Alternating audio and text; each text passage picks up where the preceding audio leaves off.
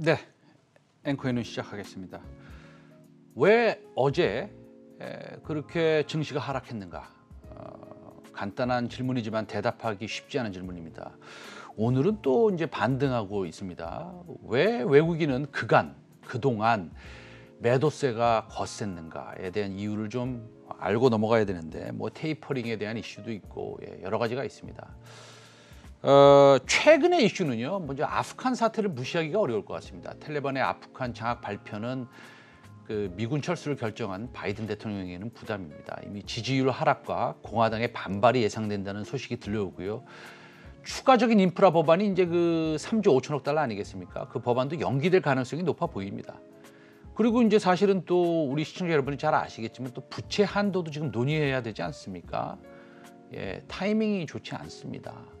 바이든 정부의 주요 성장 동력이 친환경 정책에 맞춰져 있다는 점에서 어제 단기적으로 그러면 친환경 정책의 모멘텀이 공화당 때문에 조금 쉽지 않겠네라고 하는 생각도 있었을 것입니다.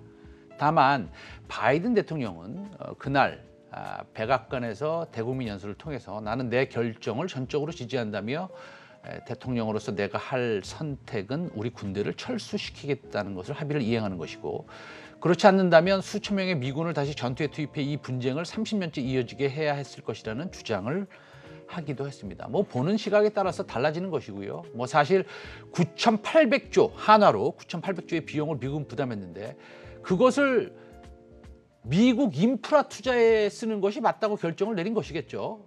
안타깝지만 미국의 결정입니다. 결론은 친환경 정책의 변화는 1도 없을 것으로 판단하고 있습니다. 시청자 여러분, 기후 위기는요, 일부 군인들을 사망케 하는 것이 아니라 지구를 멸망시킵니다. 둘째는 G2, 미국과 중국의 경제 지표 탓입니다. 이미 시청자 여러분들이 다 아시겠지만 우리가 이제 그 대체 휴일 쉬는 동안에 미국의 미시간대 소비자 심리 지수도 많이 떨어졌고요. 엠파이어 제조업 지수도 굉장히 많이 떨어졌습니다.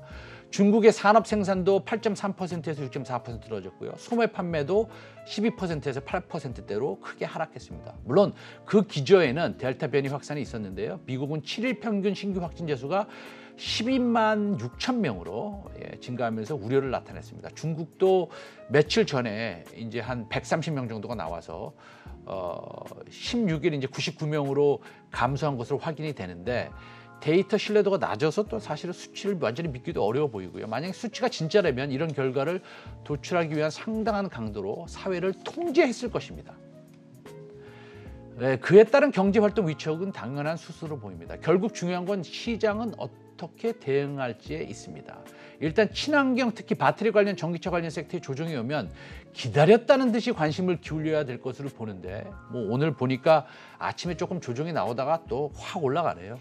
미국이 말입니다. 정책을 이랬다 저랬다 하지는 않을 것입니다. 바이든 행정부는 트럼프가 유명무실화시킨 자동차용 연비 규제를 부활시켰다는 점이 매우 중요하고요. 높아진 연비 규제 제도입으로 전기차 시장의 고성장은 본격화될 것으로 보고 있습니다. 또한 바이든은 미국 주요 완성차 업체들과 2030년입니다. 죄송합니다. 신차 기준 전기차 판매 비중을 50%로 하는 행정명령도 발표한 것은 이미 우리 시청자 여러분들 다 아실 겁니다. 패닉이 아니라 더욱더 관심을 기울일 때라고 생각합니다. 내일 1시 50분에 다시 찾아뵙겠습니다. 시청자 여러분 대단히 감사드립니다.